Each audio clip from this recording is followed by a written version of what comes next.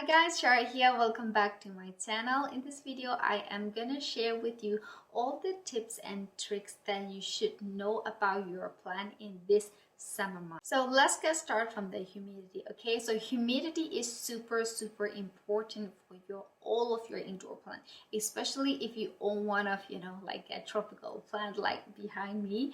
Then you should definitely think how to promote humidity for your plants. All right, so if you can buy and have a humidifier machine, then that is ideal. This is like a perfect solution. But if you don't have, you can always replace with like a DIY humidifier, like a paddle tray. This is the most like affordable, easy way to provide the high humidity for your plant. All right, and another thing what you can do is you can mist your plant like once in a day in the morning, so that they will get a better humidity. All right, so think about for the humidity is important. Number two is watering. All right, so you should consider to water a little bit more often than usual. When I say usual, in a few past month, like a winter month, we water very little. Like I did it to my monstera and yucca plant. I just water once in like 2 weeks or 3 weeks sometime. That is very little amount of the water. But in the summertime, they need more like often like a watering. All right, because of a lot of sun, so that they have to use a lot of energy, and water evaporate very quick, so that you should definitely water a little bit more often.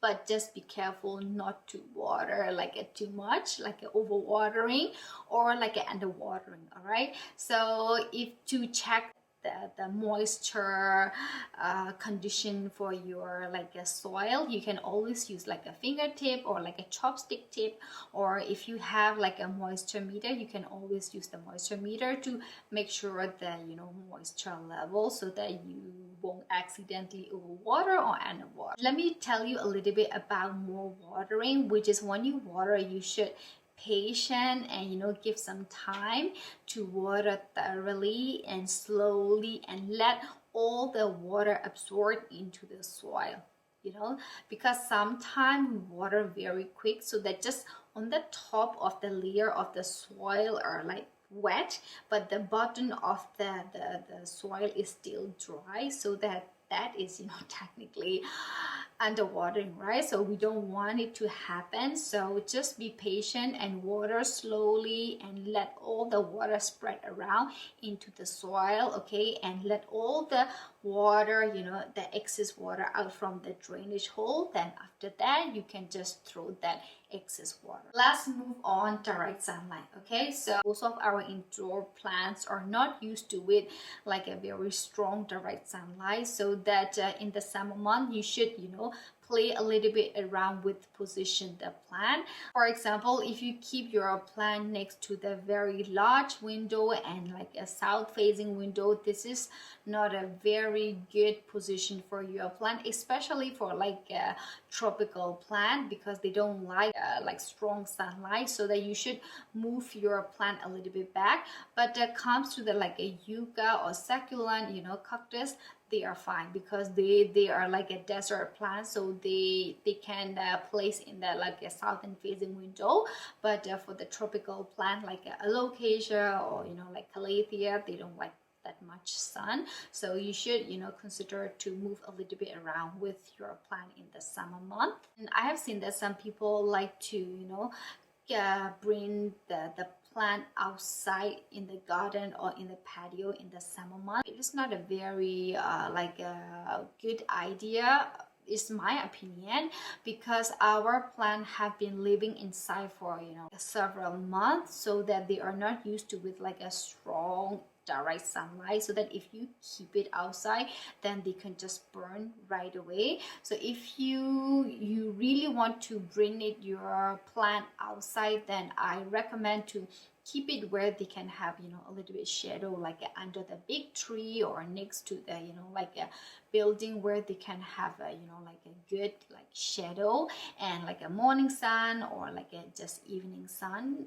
That would be like a good like solution if you wanted to take your plant outside. All right, let's move on fertilizing. So this is the perfect time to fertilize all of your plant. All right, so comes to the fertilizing, I always like to choose the liquid fertilizer. Just make sure and research a little bit how to fertilize, how often they should be fertilized. For example, let's say like a monstera or a rye family, they like once a month.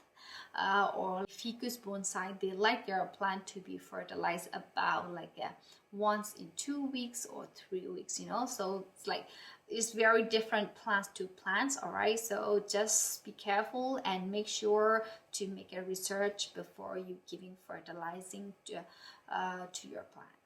And let's move on repotting. So this is the perfect time to repot all of your plant. I have been making so much reporting to all of my plant, so that this is very good time to make a reporting. And all you have to do is remove all the old soil and replace with the good nutrition.